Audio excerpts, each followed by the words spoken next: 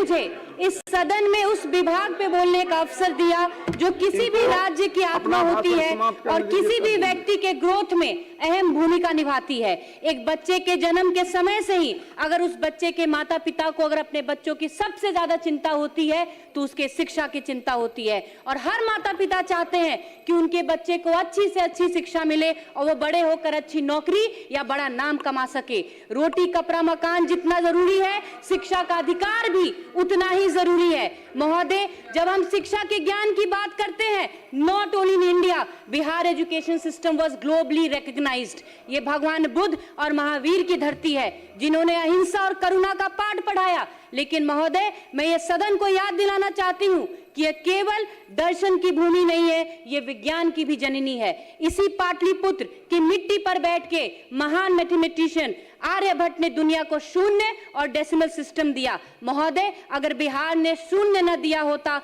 तो आज चांद और मंगल पर जाने की बात तो दूर, आज का ये डिजिटल युग और कंप्यूटर के कैलकुलेशंस भी संभव नहीं होते। यह नालंदा विश्वविद्यालय की पवित्र भूमि है, जिस ऑक्सफोर्ड यूनिवर्सिटी का नाम आज दुनिया बड़े अदब से लेता है। उसकी स्थापना से 500 साल पहले हमारा नालंदा दुनिया को ज्ञान का प्रकाश दे रहा था। यहाँ 10,000 छात्र और 2,000 शिक्षक दुनिया भर से आकर ज्ञान की साधना करते थे। लेकिन एक कहावत है, चिराग तले अंधेरा। जिस बिहार ने पूरी दुनिया को ज्ञान का प्रकाश दिया, बड़े ही शर्म की बात थी कि उसी बिहार के बच्चों को पढ़ाई के लिए पलायन करना पड़ता था, और उसकी वजह थे आरजेडी का जंगल राज। जिस तरह 1190 के दशक में बख्तियार खिलजी ने नालंदा को जलाया था, ठीक उसी तरीके से विपक्ष के कुशासन ने 90 के दशक में बिहार की प्रतिभा को जला दिया। इतिहास कहता है कि ज्ञान का वो मंदिर 3 महीने तक जलता रहा। खिलजी ने सिर्फ किताबें नहीं जलाई, उसने हमारी सभ्यता को जलाने की कोशिश की। ठीक उसी तरीके से, और मैं ये सदन में पूरी जिम्मेदारी के साथ कहती हूँ कि खिलजी ने सिर्फ कि जिस तरीके से खिलजी ने हमारे सभ्यता को जलाने का काम किया, आरजेडी के जंगल राज ने बिहार के बच्चों के भविष्य को और उनकी शिक्षा को आग लगाने का काम किया। खिलजी तो विदेशी थे, आपने तो अपने घर को जलाने का काम किया। जिन हाथों में कलम होना चाहिए था, उन हाथों में आपने कट्टा थमाने का काम किया। जहां स्कूलों में बाबा साहेब अम्बेडकर का संविधान पढ़ाया जाना चाहिए था, वहां इन्होंने जातिवाद का पाठ पढ़ाने का काम किया। लेकिन महोदय, कहते हैं कि अंधेरा गहरा होता है तब सवेरा और करीब होता है। जिस तरह हमारे माननीय मुख्यमंत्री जी ने नालंदा विश्वविद्यालय के पुराने गौरव को दोबारा स्थापित किया, ठीक उसी तरह उन्होंने बिहार की ध्वस्त शिक्षा व्यवस्था को भी रिवाइव करने का काम किया। क्योंकि right to education is a fundamental right, और इसकी इंपॉर्टेंस को हमारे माननीय मुख्यमंत्री जी ने भली भांति समझा और बिहारियों को इस अधिकार को उन तक पहुंचाने का काम किया। हमारे मुख्यमंत्री जी का नाम ही नीतीश है, नीति के देवता। उन्होंने अपनी नीतियों से बिहार की तकदीर और तस्वीर दोनों बदल दी है। 2005 में बिहार में सरकारी स्कूलों की संख्या मात्र 54,000 थी, ये बढ़कर 76,000 हो गई है। हमारी सरकार ने सिर्फ स्कूल नहीं बनाए, आईटी पटना, आईएम बोध गया, नए इंजीनियरिंग कॉलेजेस, मेडिकल कॉलेजेस और पॉलिटेक्निक कॉलेजेस बनाने का भी काम किया।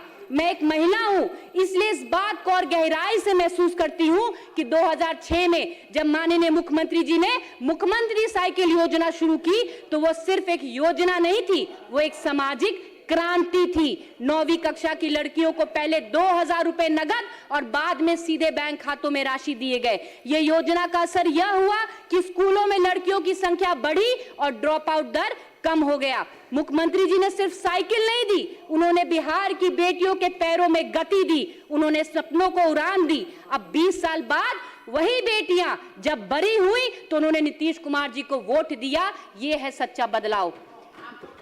महोदय, आज बिहार अपने कुल बजट का 21.7% शिक्षा पे खर्च कर रहा है, जबकि देश के अन्य राज्यों का औसत मात्र 14.5% है। यह साबित करता है कि हमारी प्राथमिकता क्या है। बीपीएससी के माध्यम से 3 चरणों में 2,27,195 शिक्षकों को निष्पक्ष नियुक्ति की गई।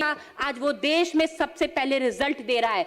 महोदय, अवसर बढ़े आगे पढ़े के संकल्प के साथ आज बिहार के सभी 38 जिलों में इंजीनियरिंग कॉलेज और 46 पॉलिटेक्निक स्थान चल रहे हैं। महोदय, समय कम है और उपलब्धियां अपार है। आज बिहार दौड़ रहा है, बिहार उड़ रहा है। हमारी सरकार ने जंगल राज के अंधेरों को चीरकर सुशासन का सूरज उगाया है। नेता प्रतिपक्ष एक दिन कह रहे थे और आज भी यहाँ पे बैठे एक सदस्य कह रहे थे कि हमारा बिहार फिसड्डी हो गया है। तो मैं उनको कहना चाहूंगी कि बिहार बिहारियों का स्वाभिमान है, इसलिए ना बिहार कल फिसड्डी था, ना बिहार आज फिसड्डी है और ना बिहार कभी फिसड्डी होगा। फिसड्डी आपकी सोच है जो बार बार आप बिहार को उसी दलदल में घसीटने का कोशिश करते हैं।